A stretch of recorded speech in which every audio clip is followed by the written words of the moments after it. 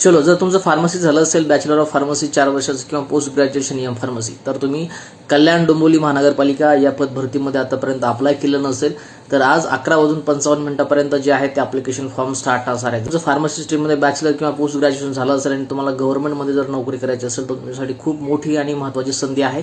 आज 11:55 रात्री 12 वाजेच्या आत तुम्हाला अप्लाय करायचं आहे. जवळपास 14 एवढ्या आपल्या फार्मसी ऑफिसरच्या जागा आहेत. गव्हर्नमेंटची परमनंट पोस्ट आहे. जवळपास 45,000पासून पेमेंट तुमचं जाईल ते 1,22,000 ते 1,25,000पर्यंत तुमचं पेमेंट जाणार आहे. फॉर्म कसा अप्लाय करायचा आहे हे आपलं यूट्यूबचं चॅनल PV थोरात मराठी, ह्याच्यावरती पूर्ण डिटेलमध्ये तुम्हाला रजिस्ट्रेशन करण्यापासून तर पेमेंट करायपर्यंत संपूर्ण डिटेलमध्ये व्हिडिओ दिलेला आहे. त्याचबरोबर महत्त्वाचं याचं PDF, किती जागा आहेत, पात्रता काय आहे, या सर्व गोष्टी तुम्हाला टेलिग्रामचं चॅनल आयडियल फार्मसी कोचिंग याच्यावरती जे PDF टाकले त्यातून तुम्ही बघू शकता. त्याचबरोबर याचा जो सिलेबस आहे तो आपली DMRची एक्झाम, नवी मुंबई महानगरपालिकेचा आणि आरोग्य विभागाची एक्झाम, सर्व एक्झामचा सिलेबस जो आहे सारखाच आहे.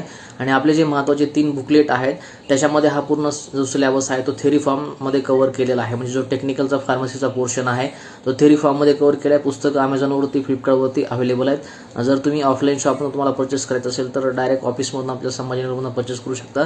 त्याबरोबर पुण्यामध्ये सुद्धा अवेलेबल आहेत, धुळेमध्ये सुद्धा अवेलेबल आहेत, कोल्हापूरमध्ये अवेलेबल आहेत. बाकीचे जे छोटे मोठे रिटेल ते सुद्धा तुम्ही ऑफलाईन मार्केटमध्ये या थेरीच्या बुकलेटला परचेस करू शकता. बाकी महत्त्वाची अपडेट हीच असणार आहे की रात्री 12 वाजेच्या आत तुम्हाला अप्लाय करायचं आहे. पोस्ट जे आहेत त्या 14 पोस्ट आहेत. B फार्मसी, M फार्मसीचे सर्व लोक यासाठी पात्र आहेत. फक्त 2 वर्षाचा अनुभव तुम्हाला लागेल कोणत्याही मेडिकलवरती काम करण्याचा. कोणतीही इन्स्टिट्यूट असेल, सेमी गव्हर्नमेंट असेल, गव्हर्नमेंट असेल किंवा प्रायव्हेट असेल, तिथे तुम्ही 2 वर्ष जर काम केलं असेल ॲज अ फार्मसी ऑफिसर किंवा ॲज अ डिस्पेन्सिंग फार्मासिस्ट तर तुम्ही या पोस्टसाठी पात्र. त्याच्यामुळे अप्लाय केलं नसेल तर नक्की अप्लाय करा.